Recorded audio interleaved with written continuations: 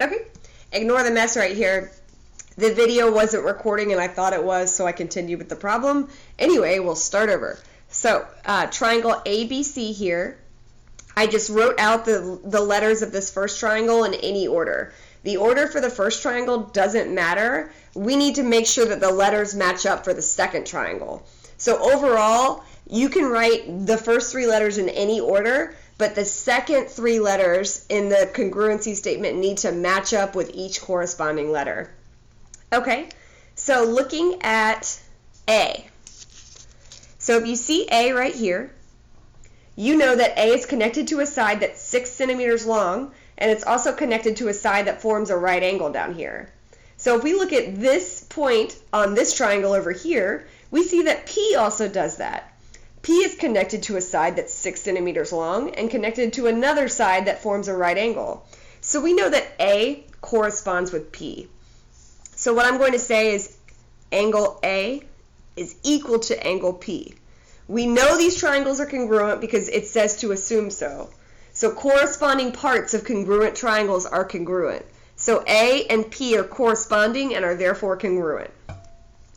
Alright, so A connects with B to form the right angle. Angle B is that right angle that's 90 degrees, so we know the corresponding angle over here is Q.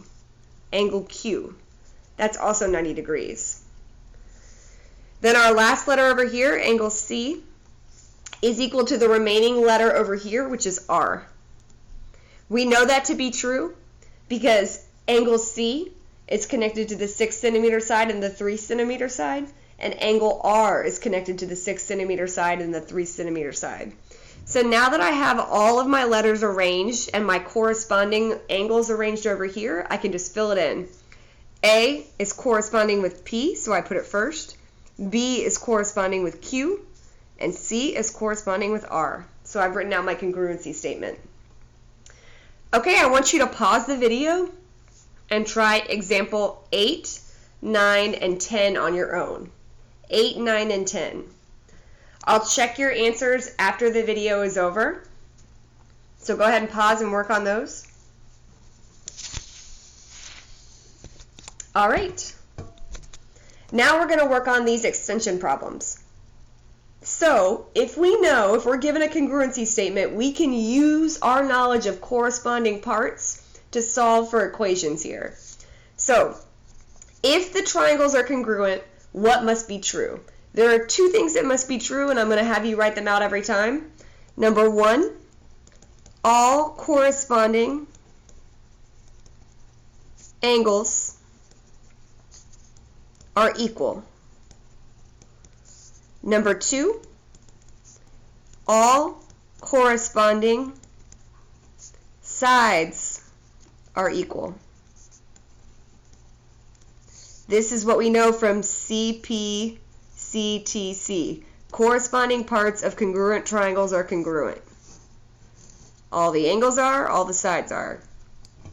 All right, we're going to use one or two or both to solve some problems. So looking at this, it tells us to solve for x. We see that there's an x in the angle measurement here and an x in the angle measurements over here. So it looks like we need to use statement 1. Statement 1 says all corresponding angles are equal.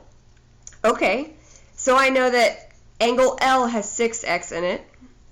Now what angle corresponds with L if we look at this congruency statement? Angle X does.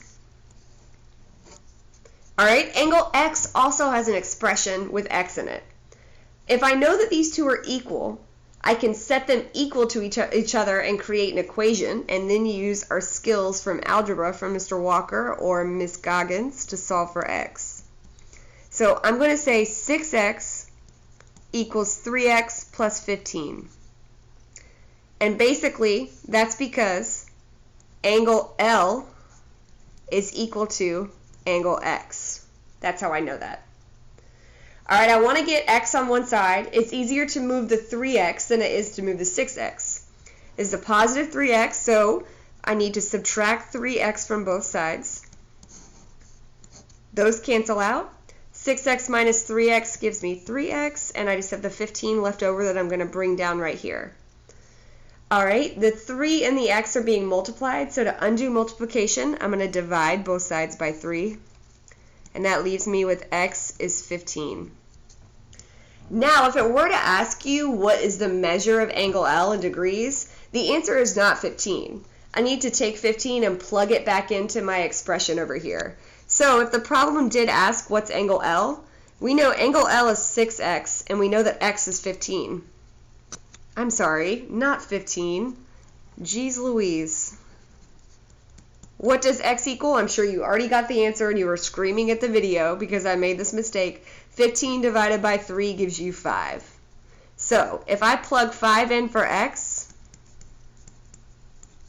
angle L is equal to 30 degrees. Because 6 times 5 is 30. I also know that angle L and angle x are equal, so angle x is also 30 degrees. So see how you used CPCTC to solve the problem? We're given that these two triangles are congruent, so if we know that they're congruent, we can use that knowledge to actually solve for x. Okay, flip the paper over.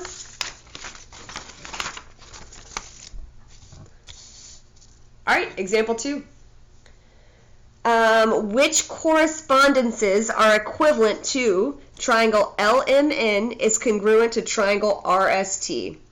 All right, so they give us what is congruent, and if we know that two triangles are congruent, what must be true?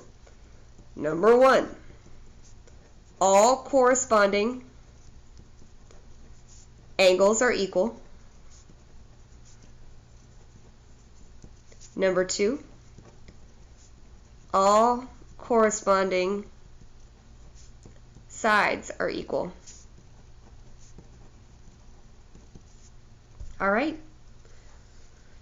So looking at this congruency statement, I can already go ahead and say what angles are congruent. So looking at that, angle L is congruent or equal to angle R. They're both the first letter. I know that angle M is equal to angle S. That's the second letter. And I know that angle N is equal to angle T. I'm going to use this right here that we got from the congruence notation to see which of these is true. All right, so starting off with A. M and S. Are those equal? M and S. Yes. N and T. Did we say those are equal? We did. L and R. Yep, we said those were equal as well. So this statement is true. Let's look at the next one. L and R. We said L and R are equal. N and T. We said N and T are equal. M and S. We said M and S were equal. This is true too. So we got lucky and our first one was correct, but let's go ahead and eliminate the others just so we know and get more practice at lining up the letters. So M and S. Are those two equal? They are. L and R, did we say those two are equal? We did. N and T, are those two equal? Yes. This congruent statement works as well. Let's look over here. N and S, are those two equal? No, not according to our original congruence notation. So that's what eliminates B. All right, C. What about M and T, our first two letters here? Doesn't work. Angle M corresponds with angle S. This is wrong. M and T, does that work? Nope. This is wrong as well. All right. N and R. Nope. N is corresponding with T, so that eliminates this congruent statement. L and T. Does that work? No, it doesn't. All right. Example 3, I want you to pause the video and try on your own, and then we'll come back and go over the answer together. All right. So they give us congruence notation right here, so we know the corresponding angles.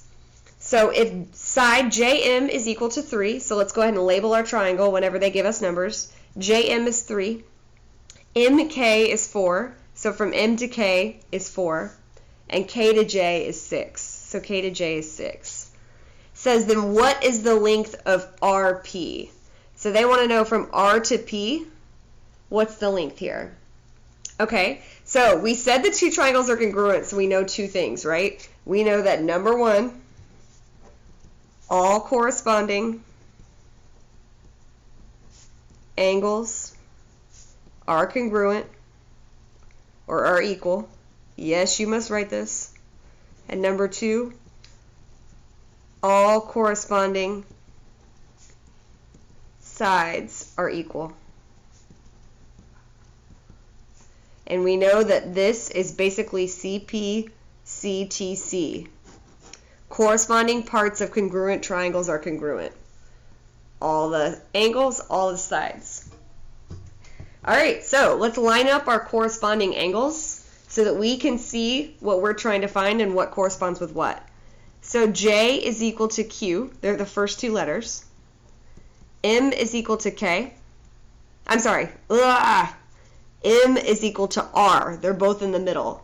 M and R. And then K is the last letter, and K is equal to P.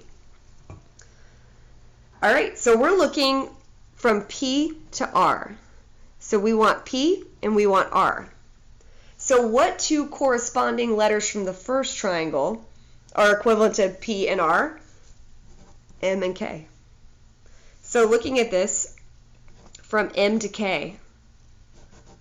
So right here, 4. So our missing side over here is 4 because this side and this side are corresponding, and we know that all corresponding sides of congruent triangles are equal.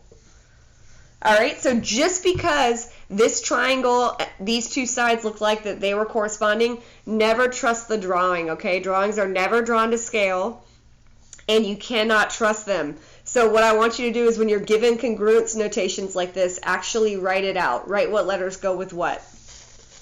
All right, we're down to our main ideas section, so we're going to summarize everything here before we do our activity. So rigid transformations create figures that are both blank and blank. So rigid transformations, that's our translations, our reflections, our rotations. They create figures that are both similar and congruent. Okay, dilations create figures that are what? Similar only. Similar only. Remember, they change size, right? So same shape, different size. All right, congruent triangles have 2 things in common. Yes, please write this one more time. All corresponding angles are equal. All corresponding sides are equal. And once we understand and are comfortable with this, we're going to abbreviate this in our proofs to CP-CTC. Congruent parts of congruent triangles are congruent. All right, and then our last point. All translations, reflections, and rotations, right now you should be thinking rigid transformations, right? They're rigid transformations. Create figures that are similar and congruent. So, the pre-image and the image are considered CP-CTC, right? So that means that all corresponding angles and corresponding sides are equal. So the pre-image and the image have equal corresponding angles and equal corresponding sides. And another geometry word for equal is congruent. All right, and that is it for Unit 2A, Packet 1.